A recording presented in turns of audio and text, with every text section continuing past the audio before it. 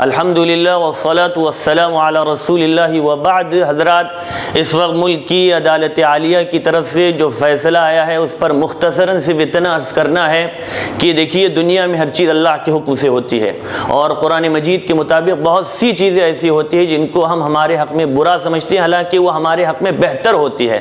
عسیٰ ان تکرہوا شیئا وہو خیر لکم وعسیٰ ان تحبوا شیئا وہو شر لکم۔ اس وقت جو تاریخی مسئلے کا سپریم کورٹ کی طرف سے فیصلہ آیا ہے، اس سے امید یہ ہے کہ اس مسئلے کو لے کر ہمیشہ جو نفرت کی بیج اور سیاسی روٹیاں سیکی جا رہی تھی اس کا خاتمہ ہوگا، اور پھر ملک میں امن و امان قائم ہوگا۔ فسادات انشاءاللہ اس کے نام پر جو ہو رہے تھے وہ ختم ہوں گی۔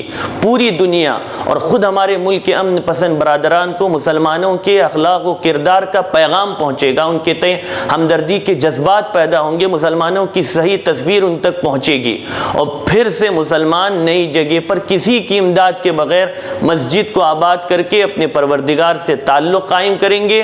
اور آخر میں ہمارے تمام مسلمان بھائیوں سے پھر ایک بار یہی گزارش ہے کہ ہم اس وقت اس نازک موقع پر، اس مرحلے پر ہم ان ہزاروں مسجدوں کو آباد کرنے کی کوشش کریں جو اس وقت ملک کے مختلف حصوں میں ویران پڑی ہوئی ہے۔ اس وقت کا یہی مختصر پیغام ہے۔ اللہ ہم سب کا حامی و مددگار ہو۔